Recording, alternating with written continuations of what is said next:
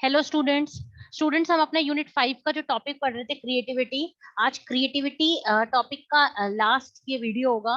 इस वीडियो के बाद हम लोग का टॉपिक क्रिएटिविटी एंड अप हो जाएगा और हम एक नया टॉपिक स्टार्ट करेंगे यूनिट 5 का, जिसका नाम होगा क्रिटिकल थिंकिंग। तो जो क्रिएटिविटी का लेफ्ट ओवर पार्ट है वो हम यहाँ पर पढ़ते हैं। ठीक है, जैसे कि हम अपने पुराने वीडियोस में और टॉपिक के अंदर जान गए थे कि what do we mean by creativity. फिर हमने ये भी जान लिया था कि क्रिएटिव माइंड क्या होता है एक इंसान का, कैसे पता चलता है कि द पर्सन इज क्रिएटिव और नॉट। एडिंग टू इट हमने ये भी पढ़ लिया था कि what is creative thinking, what is how many types of creative thinking are there, as we come to know that there are two types of creative thinking, convergent thinking and divergent thinking. फिर हमने convergent और divergent thinking के बारे में भी पढ़ लिया था।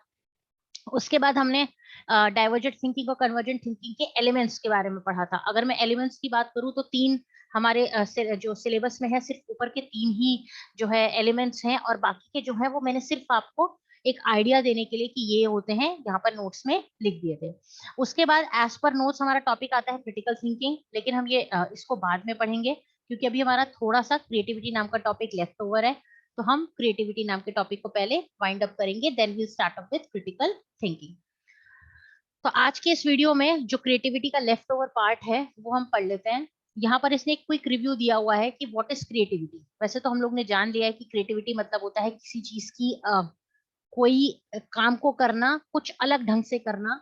ठीक है, लेकिन यहाँ पर क्या लिखा है एक बार हम देख लेते हैं क्रिएटिविटी के अंदर। तो ये क्या कहता है कि effective critical thinkers are also eagerly या लार्जली क्रिएटिव थिंकर्स। हम ये कह सकते हैं कि जो अच्छे क्रिटिकल थिंकर्स होते हैं वो अच्छे बड़े थिंकर्स भी होते हैं।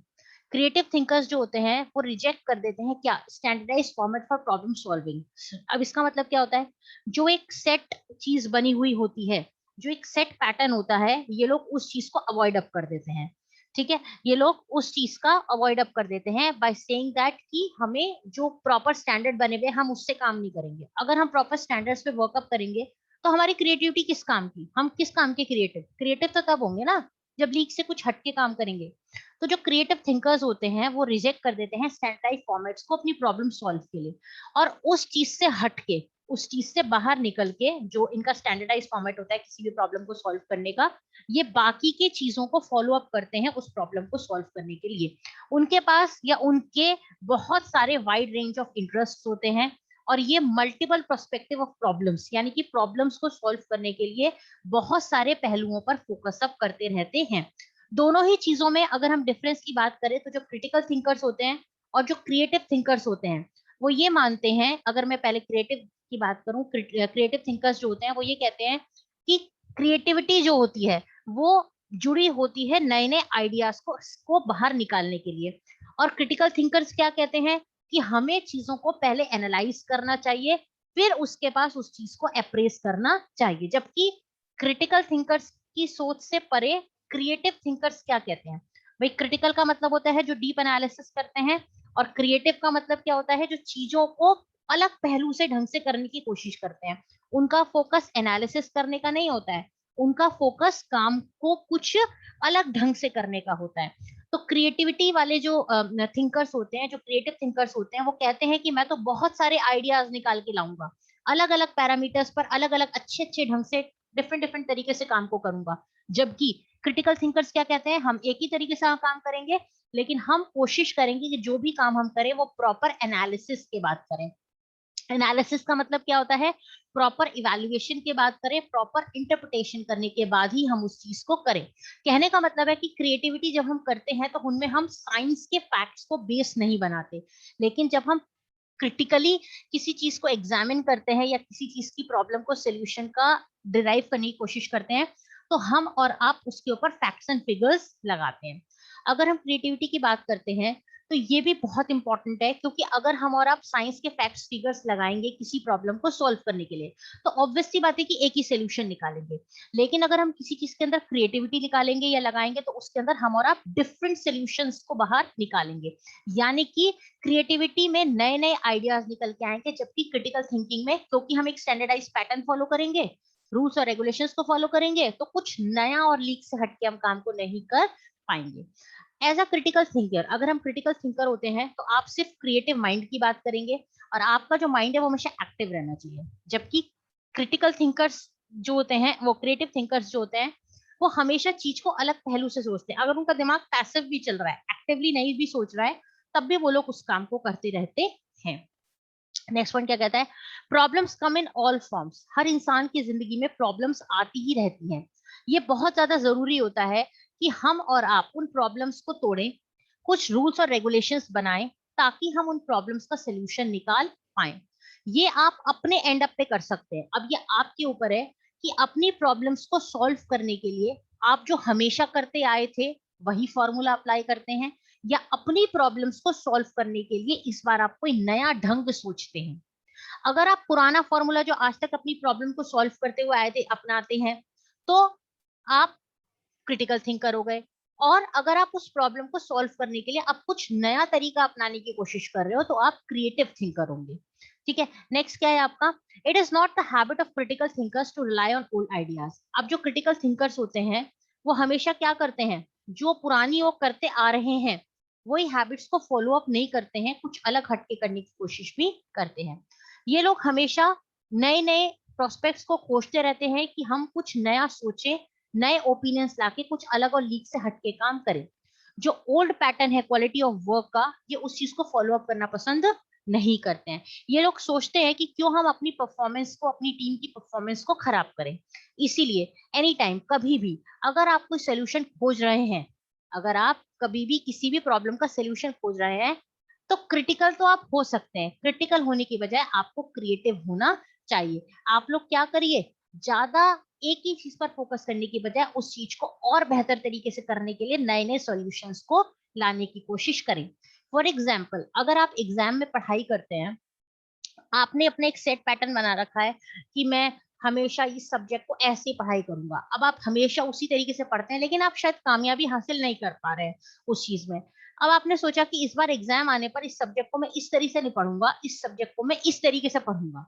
आपने अपना पैटर्न या तरीका पढ़ने का बदल लिया, और आपने कहा कि चलो ये वाला सक्सेसफुल नहीं हुआ तो मैं ये वाला कर लूंगा। लेकिन जो पैटर्न आप आज तक अपने सब्जेक्ट को पढ़ने के लिए अपनाते आए थे, जो तरीका आप पढ़ाई का अपना रहे थे, उसमें इस बार आपने चेंज कर लिया। फायदा ये हुआ कि आपको चेंज करने से कुछ उस चीज में सक्सेस आपने पाया। तो क्रिटिकल से क्रिएटिव थिंकिंग बहुत बारी में बहुत ज्यादा सक्सेसफुल मानी जाती है। लेकिन अगर आप कोई टेक्निकल काम कर रहे हैं, तो टेक्निकल काम में आपको क्रिएटिव थिंकिंग ना कर कर हमेशा क्रिटिकल थिंकिंग ही करनी पड़ेगी। आप ऐसे समझ लीजिए कि हमने दो तरीके की थिंकिंग पढ़ी है, कन्वर्जेंट थिंकिंग और डाइवर्जेंट थिंकिंग। डाइवर्जेंट थिंकिंग आपकी क्रिएटिव थिंकिंग हो गई और कन्वर्जेंट थिंकिंग आपकी क्रिटिकल थिंकिंग हो गई। क्योंकि कन्वर्जेंट में वन क्वेश्चन वन आंसर है, इसी तरीके से क्रिटिकल में स्टैंडर्ड्स लगाने हैं, लॉजिक लगाना है और आंसर को डिराइव अप करना है। जबकि क्रिएटिव के अंदर, यानी कि डाइवर्जेंट के अंदर, एक क्वेश्चन के बहुत सारे आंसर्स हो सकते हैं। काम को हम अलग अलग पैरामीटर्स पर कर सकते हैं जिसके मल्टीपल आंसर्स होते हैं और सारे बेस्ट होते हैं, जो कि क्रिएटिविटी के अंदर होता है। अब हम क्वेश्चन ये पढ़ेंगे या टॉपिक ये पढ़ेंगे कि what are the creative methods. हम अपने आप को क्रिएटिव मेथड कौन कौन से अपना सकते हैं जिसकी वजह से हम अपनी क्रिएटिविटी को शोकेस कर पाए। तो ये सारे पॉइंट्स हैं जो अभी हम पढ़ने वाले हैं इस वीडियो में, जिससे हमें ये पता चलेगा कि we can adopt the creative methods. ये 9 पॉइंट है टोटल आपके। हम स्टार्ट करते हैं यहाँ से ब्रेनस्टॉर्मिंग से। वैसे तो हमने ब्रेनस्टॉर्मिंग के बारे में पहले पढ़ लिया था अपने लास्ट लेक्चर के अंदर, बट फिर भी एक बार हम देख लेते हैं कि क्रिएटिव मेथड में ब्रेनस्टॉर्मिंग का क्या रोल रहता है, या ब्रेनस्टॉर्मिंग कैसे एक क्रिएटिव मेथड का काम करती है। पहला पॉइंट क्या कहता है, this is the most obvious creative technique and endless white board is just perfect for it. ये एक ऑब्वियस है और सबसे बेस्टेस्ट क्रिएटिव टेक्निक मानी जाती है क्रिएटिव मेथड्स के अंदर। अगर आप अपनी क्रिएटिविटी को शोकेस करना चाहते हैं, तो ऐसा माना जाता है कि ब्रेनस्टॉर्मिंग आपकी बेस्टेस्ट चीज होती है। इसके अंदर हम लोग क्या करते हैं, हम लोग अपने आइडियाज को, नए नए आइडियाज को निकाल के लाते हैं ग्रुप की सिचुएशन में, और प्रिंसिपल ऑफ सस्पेंडिंग जजमेंट पर हम काम करते हैं। प्रिंसिपल जो होता है वो साइंटिफिक रिसर्च करता है और ये प्रूव करता है कि अगर हम ये काम करेंगे तो हमारा काम बहुत ज्यादा प्रोडक्टिव होगा, और हम अपने इंडिविजुअल जो है वो अपने एफर्ट को लगाएगा, तो इंडिविजुअल एफर्ट के साथ साथ अपने ग्रुप एफर्ट्स को भी वो बहुत अच्छे से हम और आप काम को कर पाएंगे। नेक्स्ट पॉइंट है आपका नेगेटिव ब्रेनस्टॉर्मिंग। अब ब्रेनस्टॉर्मिंग भी नेगेटिव पॉजिटिव हो सकती है। अगर इसी चीज को आप नेगेटिवली करते हो, इसी काम को आप अच्छी तरीके से नहीं करते हो, जैसे उसने क्या कहा, this is another example of creative technique. Negative brainstorming आप करते हैं, वो भी एक एग्जाम्पल है क्रिएटिव टेक्निक का। अब कहते हैं ना कि किसी काम को हम कर रहे हैं, उस काम को अगर हम बहुत बढ़िया तरीके से करते हैं दूसरों को फायदा पहुंचाने के लिए, तो वो पॉजिटिव हो गया। अगर उसी काम को हम करते हैं किस चीज के लिए, दूसरों को नुकसान पहुंचाने के लिए, तो वो नेगेटिव काम हो गया। छोटा सा एग्जांपल बॉम्ब का ले लेते हैं। अगर किसी ने बॉम्ब बनाया, ठीक है, अब एक तरफ तो उसने बॉम्ब बनाया, कोई नया काम बनाया, तो वो अप्रिशिएबल चीज है, लेकिन हम उसे अप्रिशिएट नहीं करते हैं क्योंकि वो एक नेगेटिव चीज है, क्योंकि वो चीज आपको नुकसान पहुंचाएगी। तो बंदे ने अपनी क्रिएटिविटी को नेगेटिव फॉर्म में इस्तेमाल किया। इंसान ने उस बॉम्ब को बना के अपनी नेगेटिविटी को, वो क्रिएटिविटी को नेगेटिव फॉर्म में यूज किया।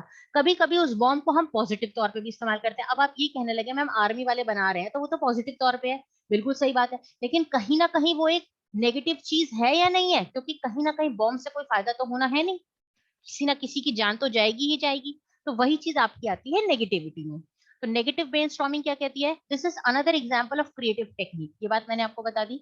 It uses brainstorming to generate bad solutions to the problem and then see how those could be transferred into a good solution. पहले आप उस चीज का बैड चीज बनाइए, बैड सोल्यूशन निकालिए, और फिर ये सोचिए कि हम उसे अच्छे काम के लिए कैसे यूज कर सकते हैं। जैसे बॉम्ब बनाइए, अब फिर अब ये सोचिए कि बॉम्ब को हम अच्छी तरीके से कैसे यूज कर सकते हैं। तो ये आर्मी वाला जो एग्जांपल हुआ बॉम्ब का, ये आपके गुड सोल्यूशन के अंदर उस चीज पे यूज हो जाएगा। This method is a two step process that consist of generating the worst idea first and then transferring them into the good solution। यानी कि आप पहले कोई भी प्रॉब्लम है उसका सोल्यूशन निकालिए, बुरे से बुरा सोल्यूशन निकालिए, और उसके बाद उस बुरे सोल्यूशन को, ये अब आपके ऊपर निर्भर करता है कि आप पॉजिटिविटी में कैसे कन्वर्ट अप करें। नेक्स्ट पॉइंट आपका क्या कहता है, द इनसाइड गेम। अगर हम इनसाइड गेम की आपसे बात करते हैं तो क्या कहता है, have you experience one of those moments when you suddenly realize how the world works and dots are connected. कभी आपने ये सोचा है कि अगर जिंदगी का जो ये गेम है, कभी आपने ये सोचा है कि दुनिया कैसे काम करती है, दुनिया बिंदुओं पे काम करती है, ये सारे बिंदु एक दूसरे से कनेक्टेड होते हैं। कहने का सीधा सीधा मतलब ये है कि हमारी और आपकी जो जिंदगी है ये एक गेम की तरह है। हम लोग सब एक डॉट डॉट्स हैं, और ये सारे डॉट्स जब एक दूसरे से मिलते हैं तभी लाइफ चलती है। कहने का मतलब है, अगर हम एक परिवार के एग्जाम्पल ले लेते हैं, तो एक फैमिली में 5 लोग हैं, तो 5 लोग एक दूसरे से जुड़े हुए हैं, यानी कि 5 लोग एक डॉट हैं। जब वो सारे डॉट एक साथ बन जाते हैं तब चार वो एक पेंटागन पूरा हो जाता है। तो वही चीज ये क्या कह रहा है कि क्रिएटिविटी ये कहती है कि हम जिस दुनिया में रहते हैं वो डॉट्स हैं बहुत सारे, अब हम कैसे उनको जोड़ के बनाते हैं, कैसे उन गेम को हम रियलाइज अप करते हैं, ये हमारी क्रिएटिविटी पे निर्भर करता है। जैसे वो क्या कह रहा है, every insight gives you one point. हर डीप चीज आपको एक पॉइंट देती है। You need to have at least one point every day. आपको हर रोज एक ऐसे पॉइंट को अपनी लाइफ में खोजना है। अगर आप नहीं करते हैं, कुछ नया हर रोज नहीं करते, अपनी लाइफ में एक नया पॉइंट नहीं खोजते हैं, तो आप ये समझ जाइए कि आपकी लाइफ का जो पॉइंट नहीं है अगर कोई, तो गेम ओवर हो गया। आप कुछ नहीं करते हैं तो इसका मतलब ये हुआ कि आप अपना गेम ओवर कर रहे हैं। नेक्स्ट पॉइंट आपका क्या कहता है, actually it is a personal method. ये एक इंसान का अपना आंतरिक तरीका होता है, but you can do it with your friends और टीम। मगर आप अपनी लाइफ में कुछ अच्छा करने के लिए अपने फ्रेंड्स के साथ मिल सकते हैं, अपनी टीम के साथ मिल सकते हैं, डिफरेंट बोर्ड्स के साथ, बोर्ड्स मतलब कम्युनिटीज या ग्रुप के साथ मिल सकते हैं, साइमल्टेनियसली सपोर्टिंग ईच अदर, और सबको सपोर्ट कर सकते हैं। तो आपने पर डे अपने डॉट को भी पूरा करा, अपने लक्ष्य को भी पूरा करा, साथ के साथ आपने दूसरे के साथ जुड़ के उसके लक्ष्य को भी पूरा करा और कराया, और शायद दोनों के मिलने से आपका गेम बहुत अच्छा सक्सेसफुल हो गया। नेक्स्ट पॉइंट है आपका मूड बोर्ड्स। अब क्वेश्चन आता है कि मूड बोर्ड्स क्या होता है। यहाँ पर ये बता रहा है कि मूड बोर्ड्स क्या होता है। Mood boards is a type of college that में कंसिस्ट ऑफ इमेजेस। एक कोलाज आपने देखा है ना, सब लोग जानते होंगे कोलाज क्या होता है। जब हम जैसे फॉर एग्जांपल पेपर को फाड़ फाड़ के कोई पेंसिल से स्केच बनाने के बाद उसमें अपना स्टिक डप कर देते हैं पेपर्स को। फिर आपने देखा होगा आजकल फोटोज के कोलाज चल रहे हैं, यानी कि सारे पिक्चर्स को हम कंबाइन करके एक फ्रेम में कर देते हैं। तो वही आपका मूड बोर्ड्स होता है। मूड बोर्ड्स क्या कह रहा है, ये एक तरीके का कोलाज है जिसमें बहुत सारी इमेजेस हो सकती हैं, बहुत सारे वीडियोस हो सकते हैं, या एक जैसे बहुत सारे आपके ऑब्जेक्ट्स भी हो सकते हैं। In a composition of choice of mood board creator, designers और बहुत सारे अदर यूज ये कहते हैं कि हमें और आपको डिजाइनर्स क्या कहते हैं, डिजाइनर्स ये कहते हैं कि बहुत सारे मूड बोर्ड्स को हम इस्तेमाल कर सकते हैं अपने डिजाइन्स को उतारने के लिए, और हम उनको कम्युनिकेट भी कर सकते हैं दूसरे टीम मेंबर्स को कि हमने क्या डिजाइन बनाया है। They are use by artist, इसे आर्टिस्ट यूज करते हैं, और ये एक पर्टिकुलर थीम के ऊपर डिपेंड अप करते हैं कि उनकी चॉइस क्या है। यहाँ पर आप ये फाइंड आउट कर सकते हो कि बहुत सारी इंफॉर्मेशन हमारे पास अवेलेबल होती है जिसका इस्तेमाल कर कर हम एक प्रॉपर डिजाइन को बना सकते हैं। नेक्स्ट पॉइंट आपका क्या है, रैंडम वर्क या रैंडम इनपुट आप कह सकते हो। रैंडम का मतलब होता है अचानक से, रैंडम का मतलब क्या होता है, अचानक से आप कोई भी इनपुट अपना चीजों में दे सकते हो। जैसे वो क्या कह रहा है, random words creative technique encourages your imagination to create different perspectives and new angles on your idea or the problem you are facing। वो ये कह रहा है कि आप रैंडम वर्ड्स का इस्तेमाल कर सकते हो, क्रिएटिव टेक्निक्स का इस्तेमाल कर सकते हो जो आपकी इमेजिनेशन को बढ़ाते हैं, ताकि हम और आप डिफरेंट पर्सपेक्टिव्स पर, नए एंगल्स पर नई प्रॉब्लम्स को सॉर्ट आउट कर सकें जो कि आप क्या कर रहे हैं, फेस कर रहे हैं। ये it is by far the simplest of all creative technique, ये सबसे आसान काम होता है, आप इस काम को कर सकते हो कि जो समझ में आए बस वो करिए। आप लॉट ऑफ बहुत सारे रैंडम वर्ड्स को, छोटी छोटी स्टोरीज को, ट्वीट्स को, जैसे ट्विटर वगैरह पे होते हैं, उनका इस्तेमाल कर सकते हैं, ठीक है। और आप अपने ब्रेनस्टॉर्मिंग सेशंस भी चला सकते हैं, जैसे मैंने अभी आपको पहले बताया। अगर आपने उनमें से कोई सा एक वर्ड चूज कर दिया है, यानी कि आपने एसोसिएशन कर लिया है, एसोसिएट हो गए हैं आप उस वर्ड से, आप उस वर्ड्स को देख भी सकते हैं लिस्ट के अंदर और अप्लाई कर सकते हैं अपनी प्रॉब्लम को सॉल्व करने के लिए हाथों हाथ, एट हैंड। अगर मैं आज की बात करूं आपसे, तो ये कहता है we must know how does it work, मगर ये बात सच है कि हमें कैसे काम कर रहा है ये बात हमें पता होनी चाहिए। हमें खुद अपने दिमाग को सेल्फ ऑर्गेनाइज करना है। अगर हम अपने दिमाग को ऑर्गेनाइज नहीं करेंगे तो हम कभी भी काम को अच्छी तरीके से न कर पाएंगे, हम अच्छे कनेक्शंस भी बना नहीं पाएंगे। ऑलमोस्ट अगर हम बात करते हैं तो रैंडमली वो स्टिमुलेट आइडियाज से सब्जेक्ट्स के ऊपर काम करता है। हमें और आपको इन एसोसिएशंस को फॉर्म अप करना चाहिए, फंक्शंस के अंदर अपनी स्टिमुलाई वर्ड का यूज अप करना चाहिए, और जो भी वर्ड्स हमारे यूज्ड हैं, जैसे इंग्लिश में हम कहते हैं मेटाफर्स, हमने पढ़ा था अपना सॉफ्ट स्किल 1 में मेटाफर्स क्या होते हैं, उन चीजों को हमें मेटाफर्स की जगह यूज करना चाहिए। नेक्स्ट पॉइंट है आपका स्टोरी बोर्डिंग। अब क्वेश्चन आता है कि स्टोरी बोर्डिंग क्या होती है। हम ये कह सकते हैं कि स्टोरी बोर्ड्स जो होते हैं go back to the new beginnings of cinema and animation. Story board शब्द से हमें सिनेमास की एनिमेशन, जैसे 3D 4D होता है, इन सब की याद आती है। As it known world Disney, जैसे हमने वर्ल्ड डिज्नी के कार्टून्स होते थे, मिक्की माउस, मिनी माउस, हमने बचपन में अपने बहुत देखे होंगे, तो ये उसकी बात हो रही है। And it staff developed a story board system in 1928। जैसे डिज्नी एक ब्रांड है, आप जानते हैं, 1928 में ये बना था स्टोरी बोर्ड सिस्टम जो था, ये उन्होंने डिज्नी वालों ने बनाया था। तो डिज्नी क्या कहती है कि Disney wanted to achieve full animation for this. अब डिज्नी को एनिमेशन पूरा चाहिए था, एनिमेशन मतलब 3D वगैरह जो कुछ होता है, क्योंकि वो बहुत ज्यादा फैसिनेटिंग होते हैं और लोग उन चीजों से अट्रैक्ट होते हैं, तो ये उनकी क्रिएटिविटी थी। He needed to produce an enormous number of drawings। इसके लिए उन्होंने बहुत सारी ड्राइंग बनाई। Managing the thousands of drawing and the progress of project it was nearly possible। और जितना हो सका उन्होंने उसके लिए बहुत सारी ड्राइंग्स बनवाई, जितना हो सका उनके लिए इम्पॉसिबल वर्ड, नियरली इम्पॉसिबल था। उन्होंने इतना काम उसमें किया कि शायद और कोई नहीं कर पाता। Disney has its own artist pin up their drawings on the studio walls. Disney वालों ने खुद ही अपनी स्टूडियो वॉल्स पर सारी चीजें खुद अप करवाई। इससे ये हुआ कि उन्होंने प्रोग्रेस अपनी चेक करी और सीन्स को बहुत सारे ऐड भी करे, और जो काम के नहीं थे उनको डिस्कार्ड भी कर दिया।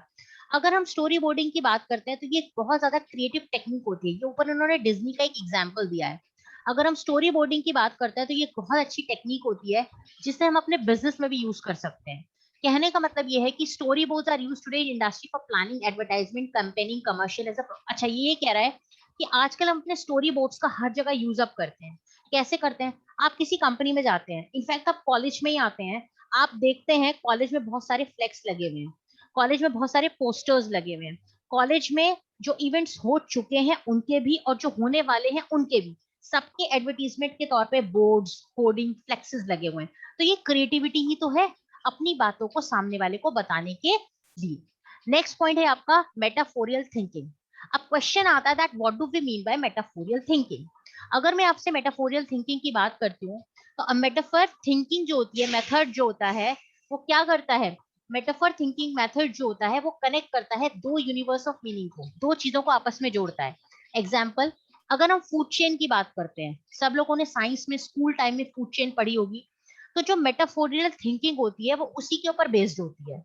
हमारा जो दिमाग होता है वो हमेशा सिमिलैरिटीज पर यकीन करता है, जो दो चीज एक जैसी दिखती है ना, हम उन्हीं के ऊपर फोकस अप करते हैं। अगर हम एक रोड मैप की बात करते हैं, सड़क के नक्शे की बात करते हैं, या मेटाफर की बात करते हैं, तो हम उसके अंदर चीजों को एक्सप्लेन कर सकते हैं।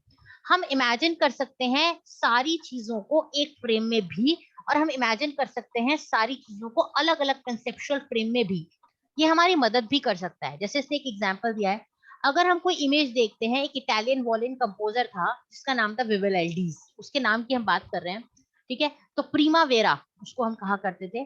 तो dream had led to Hector Berlioz, ये फ्रेंच कंपोजर था, ये सारी इन्होंने चीजें दी हुई है। उन्होंने कहा उन्होंने अपनी आर्ट की एक एग्जीबिशन लगाई जिसमें रशियन कंपोजर को बुलाया और उसने इलास्ट्रेट करा था पिक्चर एट हिज एग्जीबिशन। उनकी एग्जीबिशन में रशियन वाले ने आके अपनी चीजों को दिखाया और इस तरीके से उसने अपना काम किया, मतलब अपनी क्रिएटिविटी को शोकेस किया।